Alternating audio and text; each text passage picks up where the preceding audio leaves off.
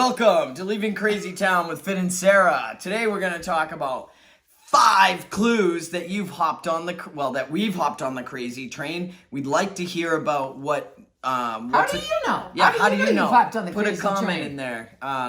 Anyway, so 5 clues. We're going to go back and forth. We each have our own. And Sarah, what's number 1? What is the first clue that you've hopped on the crazy train? All right. This happened the other day where I was having intense emotions. Okay. No, it's shocking. Feelings. I was sobbing over something. Okay. And we teach here to feel your feelings, to notice your feelings, to process your feelings. And this is what happened. And I was in a trance, people. I was in a trance. I'm in my bedroom and I'm sobbing and I have my phone in front of me. And I don't know how this happened.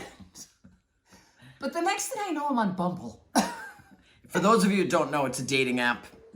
And I'm swiping left, like over and over again. And I'm sobbing, grieving the loss of something as I'm swiping. A date will make it all better. Okay, I had hopped on the crazy train thinking that, these feelings will be easily, evaporated if I find some guy. Okay, we've been there. I've written a book about this. It doesn't work. So okay? clue number 1 for you is filling a void with a man. Yeah, anything. Just notice your feelings. You don't need to do anything with them. Just Do you notice, find your let them spoon pass. in a bucket of ice cream? Yeah. Your finger swiping on Bumble? Yeah, cupcakes. Could be a clue. You're on a gambling app. Whatever the hell it is, try to stop and notice. And we always say that. Just notice. All right. All right, so one of the ways I know I'm on the crazy train is when I start planning and organizing and problem solving. When it's your problem? Yeah. When it's my problem, I'll go right into, actually, let's say when it's my feeling. Okay. Next thing you know, I've got 8 trips booked. I'm on an app looking at flights because I got to get out of here, the minute I'm feeling a little uncomfortable. So Sarah knows how many trips I booked for this summer. Pretty much, I don't know if I'm going to be home at all on any weekend until end of August. Are we aware of the underlying feelings that kind of caused all that thinking about solving things and then suddenly it turned into trips? Or does it even matter? Well, I had started dating and I needed to leave. For anybody who starts dating, just know tons of feelings come up. Yeah, a lot of feelings are coming up. I always say the first 90 days of a relationship, every issue you ever had is on the plate. All right, so just know that. Yeah. All right, so good awareness. I called Sarah and I said, I don't know, there might be something going on for me. I just booked 5 trips. Anyway. We're talking a lot about feelings. For me, it's a matter of not being able to sit still. Yes. So Sarah went on Bumble. Some of us eat ice cream, cake. Some of us book trips. Depending on whatever it is for a distraction, I'll do it. I know. Right. So part of jumping on the crazy train is when we can't tolerate what's happening inside of us. And that's something we talk about endlessly. So just notice, have your feelings, they will pass. Not that you can't have some distractions. Sometimes I go to a movie in the middle of the afternoon if I'm too preoccupied, and it really helps to get off that track.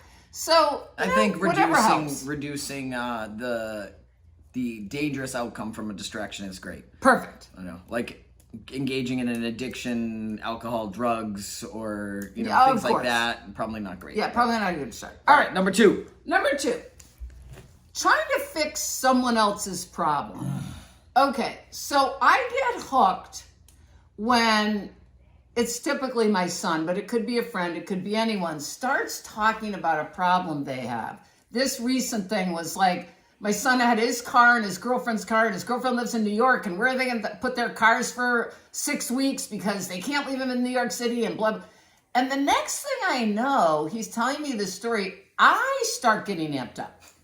Because now it's my problem. Okay, nobody's given me the problem. Have they asked you for help? They have not asked me for help. Now I'm literally calling my U-Haul place, trying to find out storage areas, my landlord, does he have any properties where the cars can be, does her parents, do they have, like literally, and the good news is it only lasted for about 10 minutes and I reeled it in because first of all, I didn't want to solve it, but I got amped up a little bit. But that's a great example. When you notice you're getting amped up about someone else's problem, give it back to them. Yeah, so number 2 for me, very similar. I had a sense of urgency. So The urgency. I hear something and I'm not calm about it. I get urgent. They're having an emergency. Yes. Emergency. I don't know how many emergencies my friends actually have. Now suddenly it's my emergency and I am rescheduling things and trying to figure it out. What can I do? Calling the U-Haul place. I had a friend recently who was telling me how when their parents were getting divorced, they automatically called their landlord to see if there were 2-bedroom apartments because she was convinced she'd have to have her dad move in with her. And nobody, this was all created in her head. And that's where I go. All right, how am I going to take care of this for them? Whatever. Now, meanwhile, more than often than not, they just wanted to tell me what was going on. Yes. So. Yes. And how much do we like it when somebody tries to solve our That's problem? the other thing. Just remember this, and this is going to be my number 3, okay? How you know someone's hopped on the crazy train and how it affects us, I'm going to turn it around now, is I was away for a weekend at a bed and breakfast. I don't really eat breakfast because I get up super early, so I have breakfast later. I just have some coffee. The owner of this bed and breakfast was so activated that I didn't eat breakfast. Literally, it was so disturbing to her. Literally, she would follow me around the kitchen offering me do you want some fruit? No, I'm all set. Do you want some muffins? How about some banana bread? Can I cook you some French toast? Do you want some poached eggs? Do you want some scrambled eggs? And I'd keep saying no. And then I'd go do something. I'd come back. Hey, if you don't like French toast, how about pancakes? And so this is the thing with codependent behavior. She was being codependent with me, and I was the person experiencing it. And that's the other thing about codependency. It doesn't feel good. And then I ended up with the breakfast care packages in my fridge. I said, no, I really don't need breakfast. And it would have been period end, okay? So if you notice you're following someone, trying to give them advice, stop. All right, go. Yeah, don't chase them around. All right, number 3 for me, I start, there's a behavior in someone else that I'm not a fan of. And it's occurring, and all of a sudden, instead of addressing it or being like, yes, I'm not really enjoying my time with this person, I start saying, I don't really mind. It's not that bad. They don't do it that often. And Rationalization, because I minimization. don't want to make a change, I have fear usually, what are they gonna, if I don't like their behavior, what are they gonna think of me? They're gonna leave me, it, runs into all that crap. But once I start telling myself, it's not that bad, and it's usually things that are important to me. Yes. They, told the waiter off. Oh, it wasn't, the scenario, it was They a were having special. a bad day. Yeah, it was a special scenario. Then it happens 3 times, and I'm like, well, it really doesn't bother me because it's not a reflection of me. When really, I don't tolerate being around people like that. So when I start telling myself that it's okay and I don't really mind, it's not that bad, it's usually me rationalizing so I don't have to address something. Oh, God, that's such a good one. I talked about my landlord about that one. All right. Purchasing new... Number 4. Purchasing new cars for kids. All right. So some of you guys know I'm a psychologist, and I saw lots of parents with kids who were addicts. And this wasn't all the time, but this would happen, okay? A kid would total a car. I'm sure lots of you guys maybe had kids that totaled cars. And what would happen is, 2 weeks later, the couple would come in, and they'd tell me they bought the kid another car. Were they happy about it? And I would be, and this is, therapist tip. We can't really change our expression. I can't go, what are you effing kidding me? Which I wouldn't say, but I would kind of curiously ask, wow, it's interesting you did that because it sounds like the person totaled their car because they were under the influence. And what do you think what message is that giving your kid if they have no consequences and you just give them another car? All right, something to think about. One thing we talk a lot about here is people need to have consequences for their behavior. And as the codependent person, if we don't give them consequences, it's like that we teach people how to treat us. Why would a kid change his behavior if we keep giving him shit? All right, see, you can tell parenting amps me up. All right. Amps are up. All right. Go, number 4. Number 4 for me is if I share with someone something I want to do or something that I feel or that's going on for me, and I see them get upset. Oh. And I start to automatically figure out how I can Dial it down. change my plans.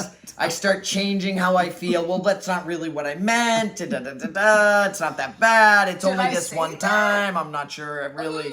Oh, that's not, and it especially Backpedaling. happens. You see a woman crying or, oh boy, they're upset and you're just like, oh God. All right, well, I don't really have to do it on that day. I can do it on this day. And I've jumped on the CrazyTrain and I've been really watching that. So yes. Backpedaling from what I know my truth to be or plans that I have, like, oh, I'm not going to go to that. I'm going here. And then their face gets a little... Next thing I'm like, well, maybe I could. Yes. And next thing you know, I've got 8 items planned on the day and I'm out of my mind and nobody wanted me there because when I get there, I'm all aggravated. But anyway, changing my plans or reducing the clarity around what I think that I'm saying or whatever. Yes. Perfect. All right. Number 5. Number 5 in this, I'm just going to say it very succinctly. If you're obsessing about someone else, you're hooked. Because you're hooked by trying to change what someone else is doing or thinking or saying. You're hooked into, obsession. I mean, it's like obsession about a drug or a drink. It can be obsession about a person too. It means we're hooked into something. And usually it's that we don't want to feel something. I literally was going to say the same thing for 5. I was going to say if I find myself thinking about someone throughout the day, can be an interaction with someone that was so innocuous, or I'm on a meeting on Zoom and somebody looks a certain way in their box on Zoom. And all of a sudden in my head, it's got to do with me because maybe I had a conversation with them or I feel like they're looking at me. And then later on in the day, I'm thinking about them like, what are they upset about? Or what did I do? Or are they upset with me? Actually, recently, the thing with you, we were having a meeting and going over stuff. Right. And you got, like, all day, I was like, oh my God, perseverating about how I upset you and, like taking, just like really railing in my head. But, I think we ended up chatting about it or whatever. But...